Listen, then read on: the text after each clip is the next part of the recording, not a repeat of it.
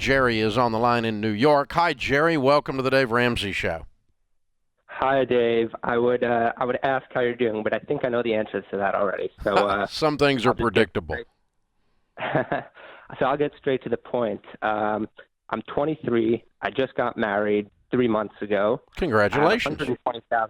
Thank you. I have $120,000 in savings right now in mutual funds. Me and my wife together, we have household income of around 200 to 250. And we have $98,000 in student loan debts under the name of my wife. Mm-hmm. I'm wondering if I should pay that down immediately, if I should refinance, or if I should continue investing in the mutual funds and hopefully make the spread on the interest rate and whatever I'm getting on the mutual funds. Mm-hmm. Okay, cool.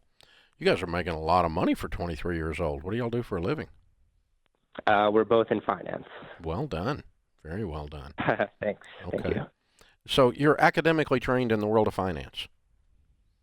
I'm not. My wife is. I studied computer science and economics, but more or less, yes. All right. When you're analyzing an investment and you're comparing a risky investment with a non-risk investment, do you remember the statistical measure of risk being called a beta? Does that sound familiar? Yeah. Yes, that does. Okay. So the higher the peaks and valleys on the graph, the higher the beta, means higher risk. It's volatile, correct? Correct. Okay. To compare debt with a mutual fund, and the returns on a mutual fund are not guaranteed. The debt is guaranteed to drain the marrow out of your bones over time. And to compare those two things apples to apples and not adjust for risk using the beta would be a naive financial formula.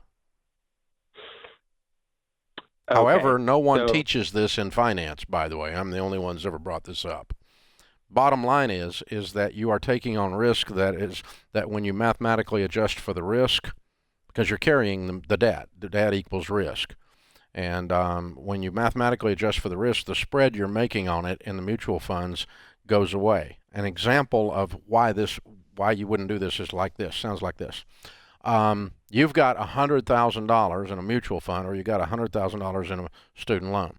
What if we said you can borrow $10 million more on the exact same student loans, and you have to put it all in mutual funds? All of a sudden, when I say that, something happened not in your head, but right below your rib cage above the top of your stomach, and you went gulp, right?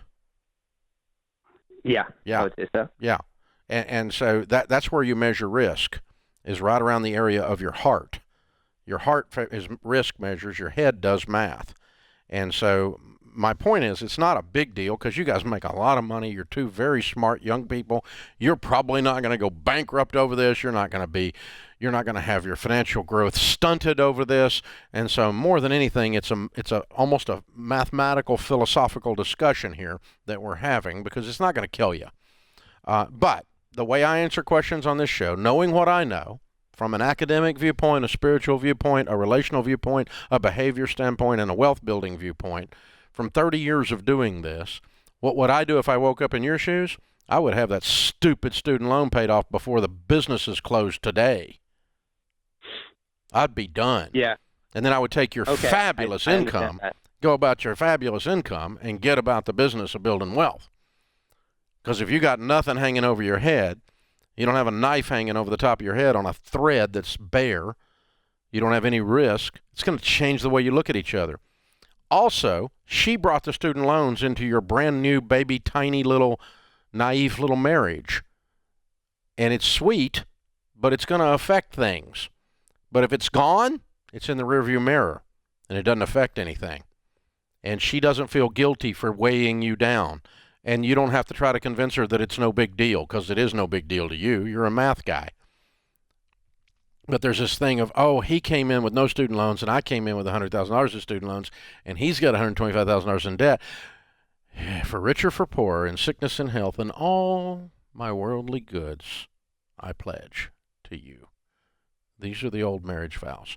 Write a check today and pay it off. Clean up your life, sir.